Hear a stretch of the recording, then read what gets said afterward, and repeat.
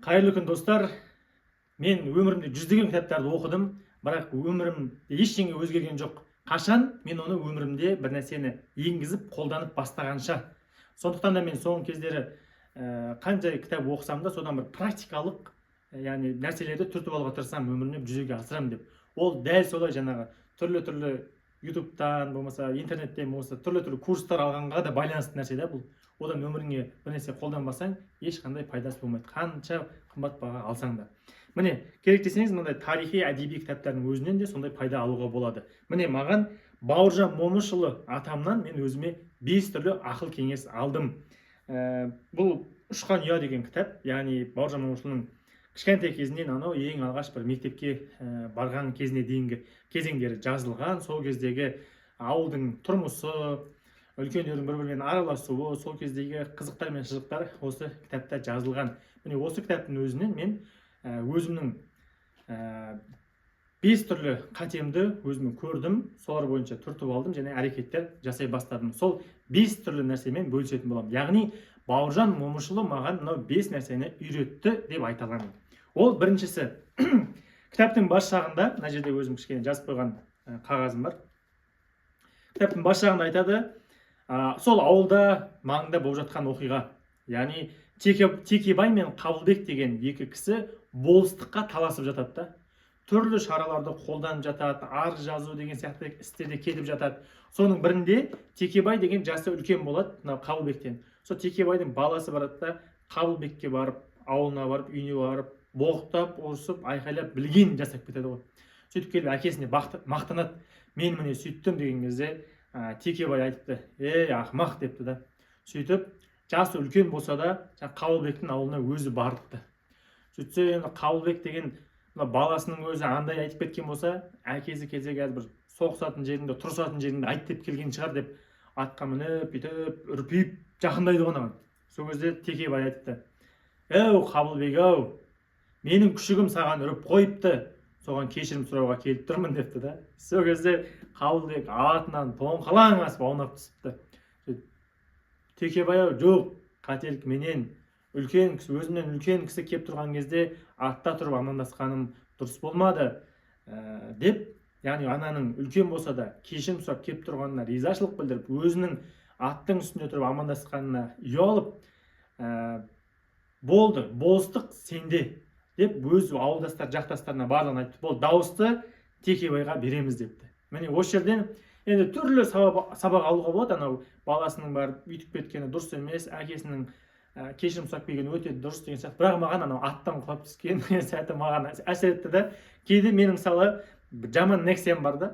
Сонымен кетіп бара жатып, көшемдегі ақсақалдар бар, менен үлкен кісілер бар, соларға бүйтіп қолды көтеріп өте саламын да машинада. Соған оқып отырып ұялдым да, мәссаған, елдер қараңызшы, біздің қазақ қандай текті болған, осындай бір қателік үшін болыстықты бере салып отыр. Ал мен көшеде қанша мәрте өтіп бара жатып, үлкен кісілерге әшейін қол көтеріп өте салдым деймін да. Енді бұйырса, мен міне өзімнің қателігімді көрдім, енді қандай әрекет жасаймын? Енді көшеде үлкен кісілер, мысалы көршілерімізден бастайыншы ең бірінші. Соларды көрген кезімде көліктен қанша асығып бара жатсам да тоқтап, шығып, амандасып, бір-екі хал жағдайын сұрап, сөйтіп кететін болдым. Енді біреу үшін бұл қарапайым нәрсе болуы мүмкін, бірақ менде осындай қателіктер кеткен екен.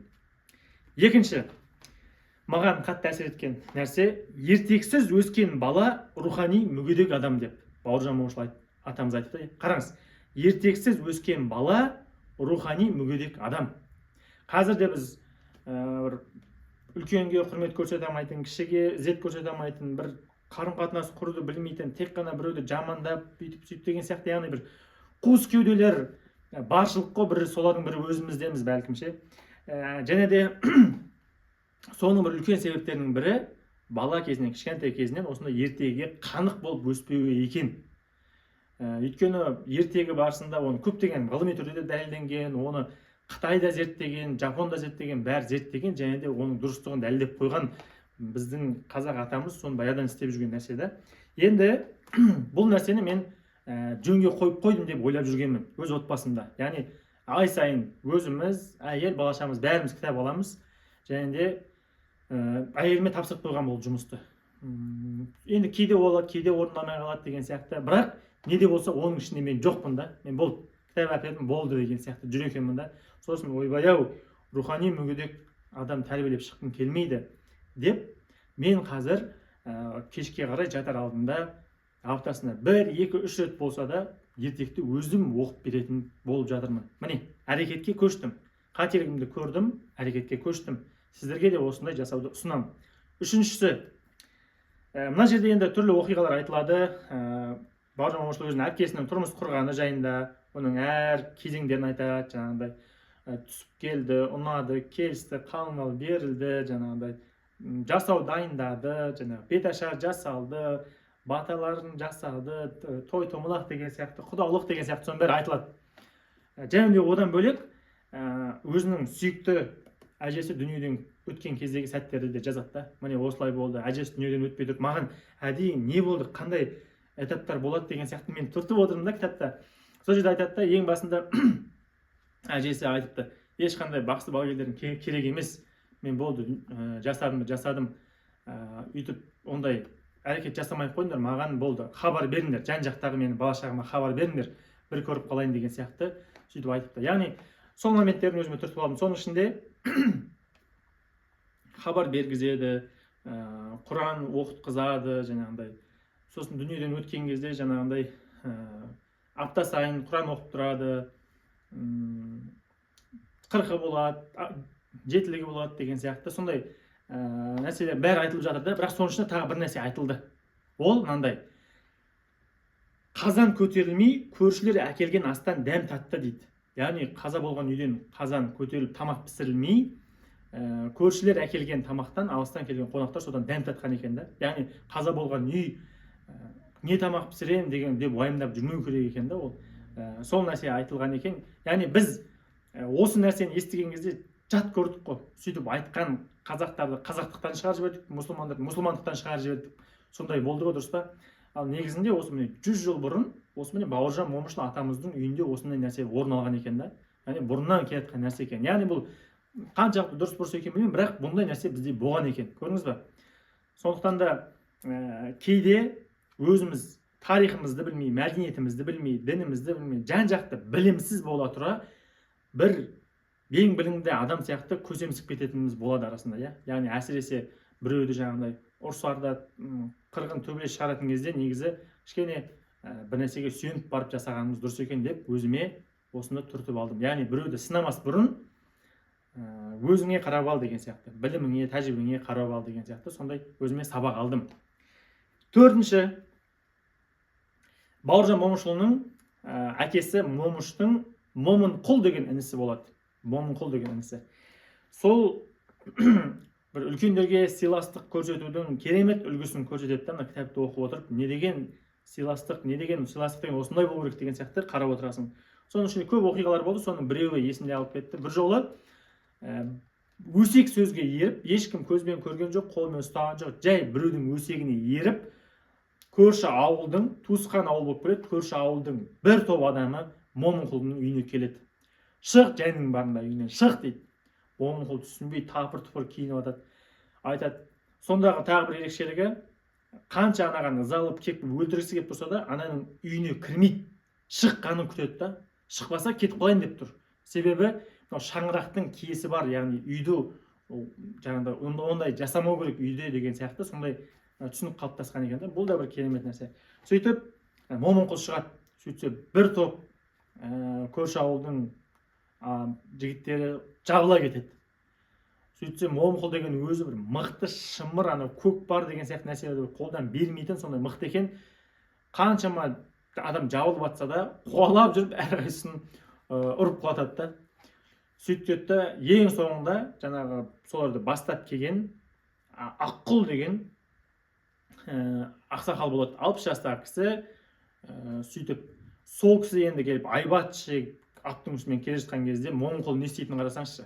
Ештеңе қарсыласпай, оған қол көтермек түгілі қарсыласпай да екі қолын артына қойып осылай тұрып қалады ғой.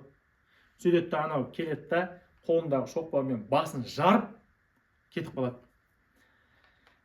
Сол кезде, яғни бұл жерде айтылып тұрған нәрсе, осы сияқты көп нәрсе ішінде сәттер болды да, содан мен өзіме түйдім, мәссаған мына момын құлдың мынау әдетін менде болса екен деп армандап кеттім. Себебі бұл ислам дінінде де бар да, яғни біреудікі дұрыс бола тұра сен ұрыскер шығармасаң саған мақтан сыйлық дайындап қойды дегендей дінімізде де бар екен да. Қазағымыздың міне салт дәстүрінде де бар, осындай мысалдарында да бар. Мен айтамын да, кейде біз өзіміздікі дұрыс болып тұрса да тоқтата салудың орнына біз өзіміздікі дұрыс емес болса да ұрысып келісіп кетеміз да. Ал өзіміздікі дұрыс болса мүлдем қырғын соғыс шығарып жүресің ғой. Кім анау, үлкен ба, мұғалім ба, әке шеше ме, аға әпке, ештеңеге қарамаймыз ғой, дұрыс па? Мысалы арасында менде сондай болады, яғни өзімдікі дұрыс емес болса да сөз қайтарып таласасың, өзіңді дұрыс болса мүлдем ананы жоқ қылып жоқ жіберуге дейін барасың ғой, мысалға да. Көрдіңіз бе? Осыны алдым өзіме, бұл да бір шапалақ болды. Неге біз үлкендер тұрғанда біреуді үлкен деп, біреуді әріптесін деп сыйла, біреуді андай деп, біреуді былай сыйлаудың жолын тапта қоя салу керек екенбіз да біз. Яғни сол нәрсені момын құлдың сол қасиеті менде болса екен деп армандап кеттім. Енді соған бұйырса әрекетімді жасаймын деп отырмын. Келесі көптеген түртіп алған негізінде, соның тағы 5-ші соңғысын айтайын. Бауыр соңында қарай, кітаптың соңына қарай әке өсиеті деген, яғни Бауыржан Момышұлының өз ұлына, Бақытжан деген ұлы болған, соған айтқан нәрселерін ұлы соны жазған екен да. Соның ішінде мына жері маған қатты әсер етті. Яғни көп бұл жерде бастық болу міндет емес, бірақ нағыз қазақ болу қазақтың міндеті, қазақ болу қазаққа емес, саған ғана керек деген сияқты. Болмаса ана заңы деген бар, ата заңы деген бар, ана заңы жайында айтылады. Сол сияқты көптеген маңызды нәрселер бар, бірақ яғни іс-әрекетке көшуге болатын деп мен мына нәрсені түртіп алдым. Халықтың жолымен жүрсең дейді, ешқашан адаспайсың. Бауыржан Момышұлы ұлы Бақытжанға айтып жатыр. Халықтың жолымен жүрсең ешқашан адаспайсың, халықпен бірге болсаң ешқашан жалғызсырамайсың дейді. Яғни бұны қалай мен халықтың жолымен жүремін сонда, қалай мен адаспау үшін, жалғызсырамау үшін, қалай мен халықпен бірге боламын, қалай халықтың жолымен жүремін деп ойландым. Сөйттім да, менің осылай, мысалы осы YouTube арнасын жүргізіп жатырмын, кітаптан практикалық пайда алайық деген мақсатта. Бұның өзі мен халыққа біресе беруім деген сияқты түсіндім да. Дәл сол сияқты мен Instagram арнасын жүргіземін, соны осы жылды өңкей берумен бастап жатырмыз. Яғни кітап сайысын ұйымдастырып жатырмыз. Өзіміздің бір теңге алмаймыз, керісінше уақытымызды, энергия, білім, тәжірибеміздің бәрін салып, кітап сайыстарын, қалтамыздан ақша шығарып, кітап сайыстарын ұйымдастырамыз. Яғни осындай кітап талқылау айтып беріп жатырмыз, кітап клубын ұйымдастырып жатырмыз, кітап сайысын ұйымдастырып жатырмыз. Одан бөлек Инстаграмында жаңағы осындай вакансиялар бар екен деген сияқты. Мен авиация саласында жұмыс жасаймын, сол авиациялық мүмкіндіктерін айтып, авиациядан да бөлек бір досым бар, керемет жұмыс жасайды. Соны айтамын ғой, жастар міне мына жігіттен үлгі алыңдар деп, сонымен сұхбат ұйымдастырып беріп деген сияқты. Жаңағыдай Инстаграм арқылы тегін біраз кісілерді жарнамалап беріп деген сияқты. Яғни осы жылымды, осы айды берумен бастап жатырмын да. Себебі халықтың жолымен жүру деген бәлкім сол шығар деген менің өзімнің топшыламам. Дәл сол сияқты бүгін ғана бір Таразда бір мектепке барып келіп, мамандық таңдау бойынша, авиация мамандықтары бойынша, университеттен келетін мүмкіндіктері бойынша керемет оқушылармен кездесу өткіздік. Біз де риза болдық, жақсы қарсы алды, мұғалімдер де, оқушылар да риза болды. Міне бәлкім осы да бір халықтың жолымен жүру, халықпен бірге болу деген осы шығар деген, яғни іс-әрекет осындай жасап жатырмын. Міне сіздерге де дәл осылай жасауды ұсынамын. Мысалға да мынандай бір кітапта 100 түрлі идея айтылуы мүмкін да. Сол 100 идеяның сізге бәрі ұнай бермейді. Ол Бауыржан Момышұлы болса да, оның айтқанының бәрі сізге ұнай бермейді, немесе сізге сәйкес келе бермейді. Соның ішінен сізге 10-ы сәйкес ұнауы мүмкін да. 10-ын жазып аласыз. Мен мына жерде міне 1-ден 10-ға дейін дәл 10 жазған екен. Оны әдейілеп емес, бірақ сонда жазылып қапты. Және де сол 10-ның бірнешеуін жасап көресің. 4-5, 5-6, бәлкім 10-ын жасап көресің да. Мен мысалы 5-еуін алып жасап көріп жатырмын.